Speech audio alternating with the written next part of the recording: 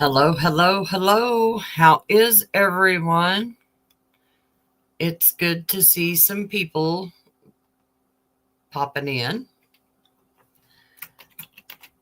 I hope everybody is having a wonderful Thursday.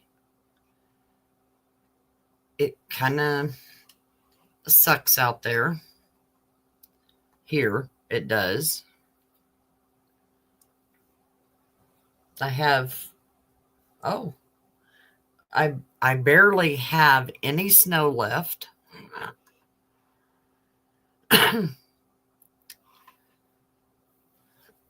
And it's raining. I did have a thunder boomer a while ago, it sounded like. Yeah, dreary, dreary day. And then tomorrow, back in the freezer we go.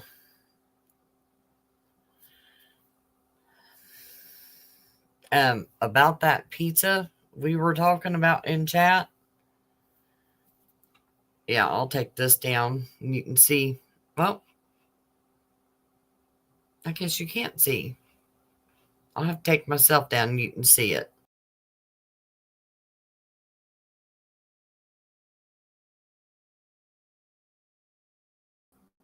I thought it was rather cute. But about that pizza I was talking about, nobody else had that pizza. It was just an Aldi thing. And when I heard that they were going to get rid of them, I cannot tell you how many Aldis I went to and I bought every one that they had. They were good, and I wish they would bring them back. So if you find one somewhere online, let me know, because I sure do miss that one. I hate when they sell something and you like it. Oh yes, Monty. It was an addiction, and we cut them in portion sizes for this diet plan I was on.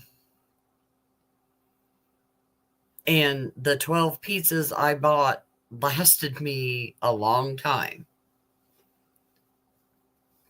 because I wasn't eating it every day. Oh, I could have ate it every day. And I was so sad. I had a goodbye party with the last piece of pizza that I had of that. It was something else. But that's not what we're here for today. We are here to talk about some of the missing people. There are just so many out there, and this time of year is most definitely a hard time for these families. The first one we're going to talk about is Elizabeth Bright.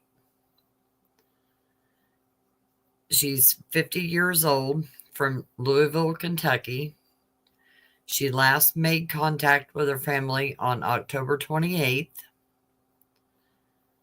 and was last seen in Northeast Los Angeles, California on November 10th. Her phone has been off since November 10th. She was driving a blue 2011 Ford Escape, and she is traveling with her service animal, a white standard poodle. And there's a concern for her safety and well-being. And if you have any information regarding her whereabouts, contact the LMPD at 502 574 5673. And it does give a case number, LMPD 25135 327.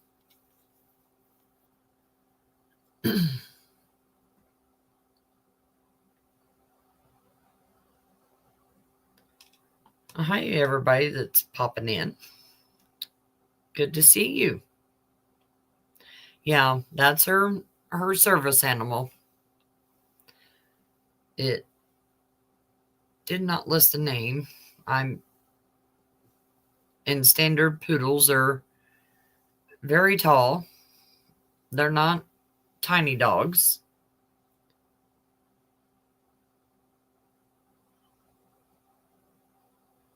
Okay. And if I mess some of these names up, I'm sorry. Hello, AJ. This is Adrian Lucero. He's an at-risk missing teen. He is 13 years old.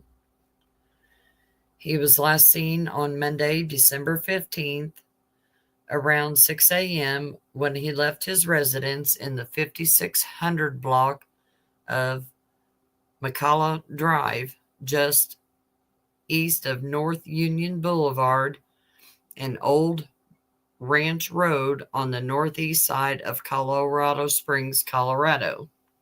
Hi, Thomas. He has small tattoos on both arms. He was last seen wearing a khaki baseball cap, a blue hoodie, and blue jeans. If you've seen Adrian or know of his whereabouts, call CSPD at 719-444-7000. Says his hair is brownish blonde. His eyes are blue. He's 4'11", and he weighs 90 pounds. Now, he's 13 years old, and he's got small tattoos. Huh.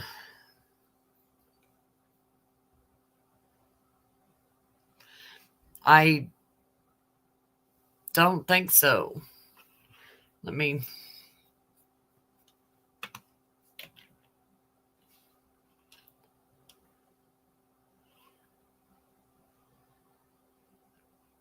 I don't know how old the picture is.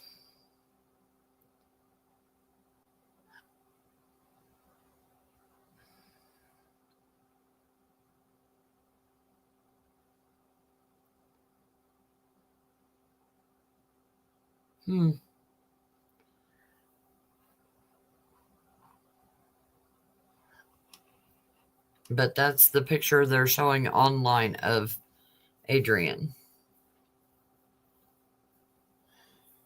Yeah, tattoos at 13, Bart. It's really odd. So I wonder if his parents or someone in his family are tattoo artists or what.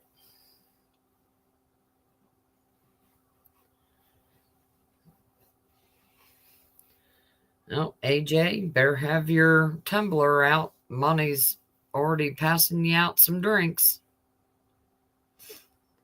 I don't know about that, Bart. It could be. I mean, we'll never know. This is a critically missing adult. Leonardo Hugh Thompson. He's 79 years old, and he was last seen on December 15th at 7:30 p.m. on Eldon Street in Hernando, Virginia. According to his family, his vehicle was found abandoned on Interstate 81 near Roanoke, Virginia. He is believed to be on foot and may be in the Roanoke area, possibly near Troutville. His disappearance poses a credible threat to his health and safety. If seen, contact the police department at 703-435-6846.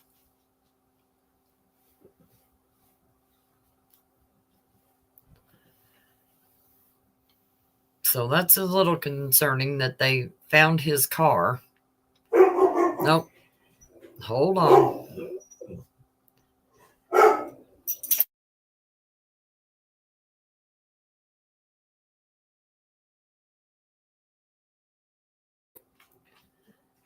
They hear something and he sounds off. Unless my husband's out front. Nope. So you're probably going to hear that off and on because my husband went to town. So,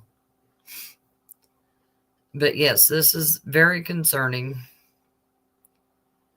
I hope that they can find him. It's been 3 days. And I have one more.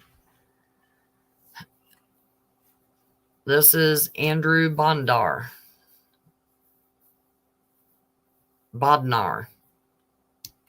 He's 23, brown hair, hazel eyes.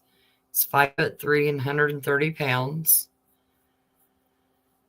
And he has been missing since Monday, December 15th. He was last seen on a Ring camera leaving the area of North Shore Square in Newmarket, Maryland at approximately 10:12 a.m. He was on foot wearing gray sweatpants and a black quilted jacket, hiking boots, and carrying a black Land's End backpack. If anyone has any information on Andrew's whereabouts, please call 911 or contact FCSO at 301 600 1046. Yeah, he does look sweet. You don't see many wearing ties much these days unless they're, in a business job, a corporate job.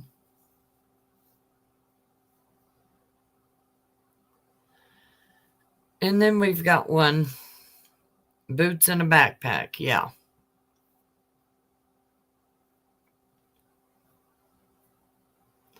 And then we've got one. I have not seen much on this one, but this person is wanted by the FBI. Joseph Mateos. Murder in aid of racketeering and murder through the use of firearms. And they've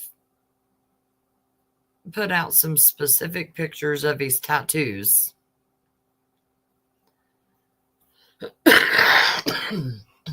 Sorry.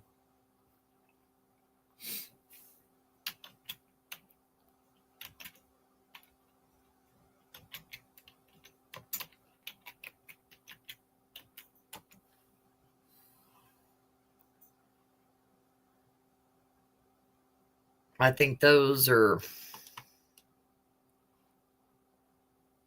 He's wanted for his alleged involvement of a murder of a National Guard member in the Belmont Carnegie neighborhood of Chicago, Illinois on July 3rd of 2021.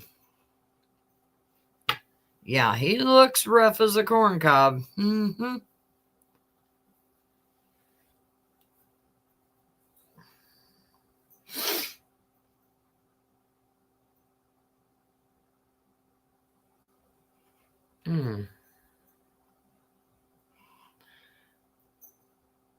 Let me pull this up.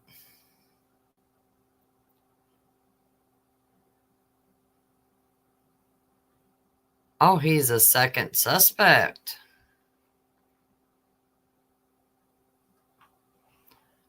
Interesting.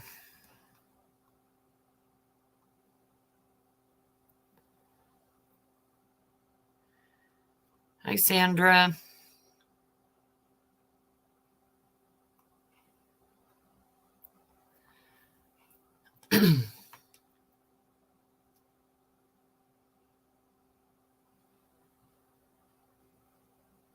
After weeks of consideration, federal prosecutors in Chicago have finally told the judge if they will be seeking the death penalty against one of the men charged with the killing of a young National Guardsman. Last week, prosecutors told Judge Robert Gettleman they will not pursue the death penalty against 40-year-old Gary Roberson, who was arrested and charged in June 2024 with the shooting death of Chris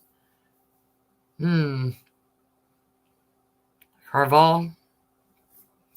Investigators say Roberson shot and killed Chris on July 3rd, 2021 in the Belmont Carnegie neighborhood after Chris left a party and was walking to his car. They say it was a random shooting that was all about elevating Roberson's status as a member of the Milwaukee Kings street gang. Oh boy. He was a 19-year-old victim, a National Guard member who had recently returned home from boot camp. Joseph Mateos, 41, is the second suspect charged in Chris's death. He's been on the run for more than a year.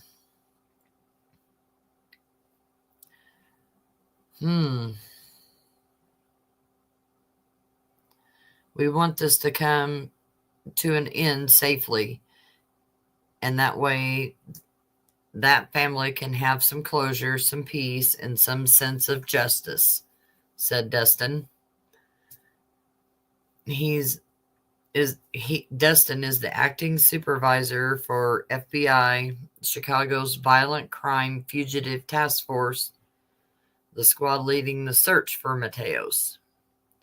My understanding of this incident was Mateos and Roberson were looking to gain influence within their gang to commit a random act of violence against someone in their rival gang's territory, and unfortunately for the victim, who was simply there visiting for the 4th of July holiday party, was in the wrong place at the wrong time. The FBI shared with Fox 32 security camera video investigators uncovered that show how the shooting occurred, when with Roberson as the gunman, getting out of the car and firing his weapon.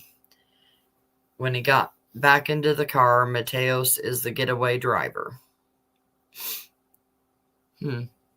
Through a FOIA request, Fox 32 obtained police reports showing Chicago police arrested Mateos just weeks after Chris was killed, but he was released when prosecutors declined to charge him.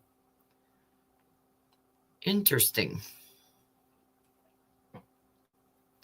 Those reports show on August 9th, 2021, Mateos was placed into custody by the Area 5 Homicide Support Investigation Team.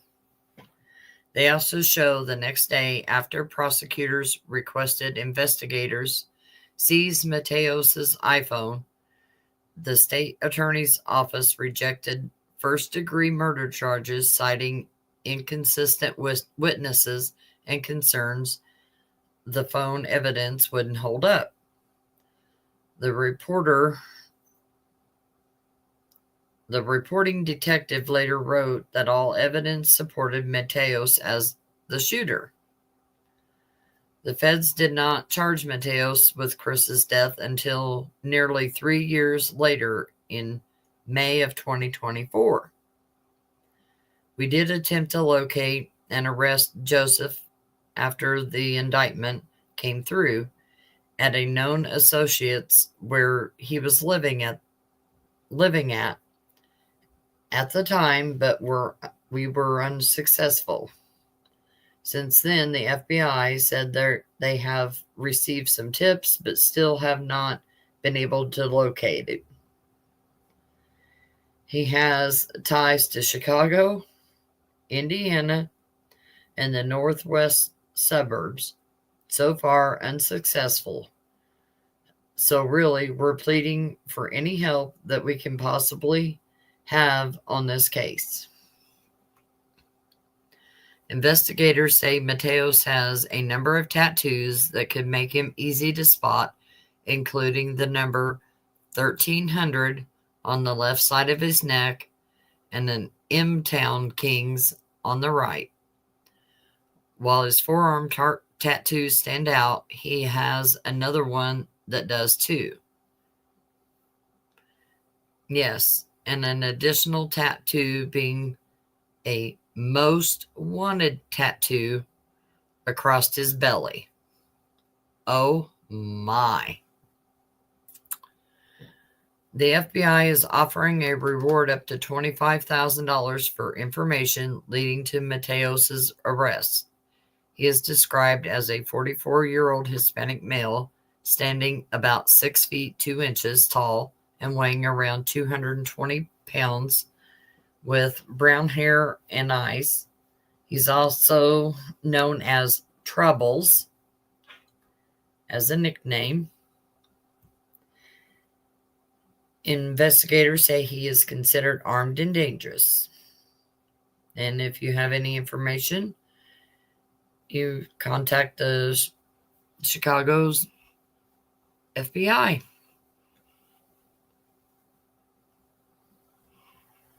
Oh, yeah. How nice, right? No, thank you. Sorry, I'm just looking at something.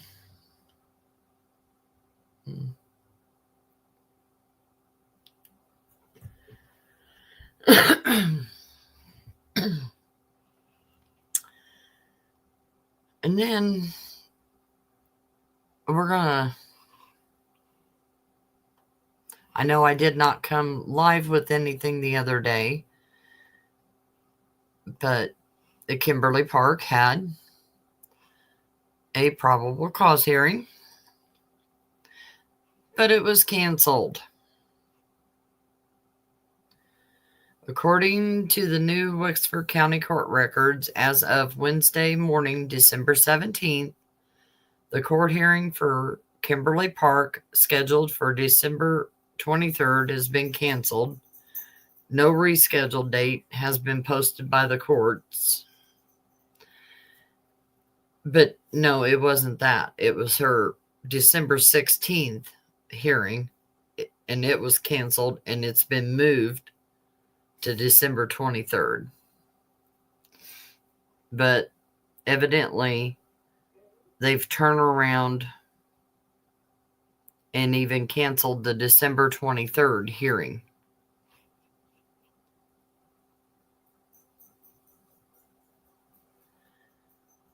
That's a little concerning. Is it that they don't have much, or what on her? What do you guys think?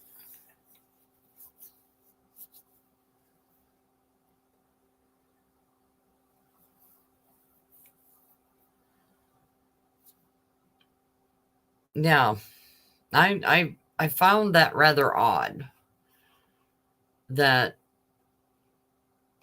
it got rescheduled, and then that rescheduled date has since been canceled. Bart, she's the sister of Rebecca Park. Rebecca was missing. She was 38 weeks pregnant, and they found her body. And the mom and stepdad have been accused of being the ones that took her life. I wonder, Sandra, if they're working on a plea deal. But that girl, before she got arrested for false reporting and all that, she was on several podcast saying all kinds of things. Yeah, it is a horrible, horrible case. I know we read the PCA for Courtney and Brad over on Substack. I didn't put it over here because it was very detailed. I think she will testify against her family, yes. Myself. But her and Rebecca's fiance both bonded out. So evidently they did not have anything connecting them to Rebecca's death to hold them. Yeah, selfish acts. Yes, they do.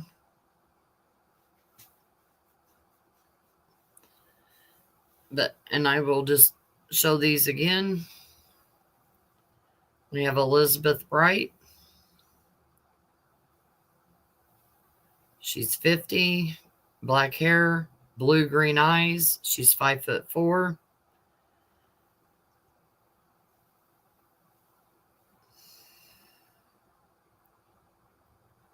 We have Adrian Lucero.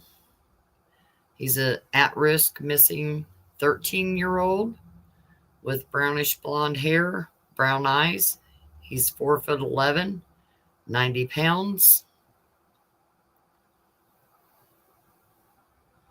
We have Leonardo Hugh Thompson. He's 79, white hair, blue eyes, and he wears glasses. He's 5'10" and 160 pounds. And we have Andrew Bodnar. He's 23, brown hair, hazel eyes, 5'3" and 130 pounds. Their families are missing them. It would be nice for them to be located and located safe.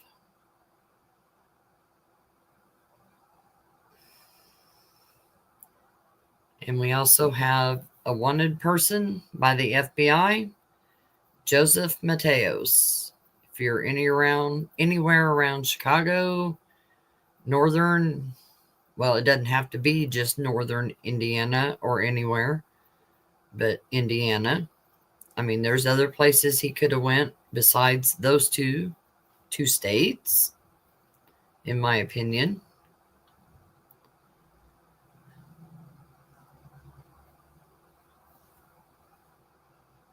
Let someone know.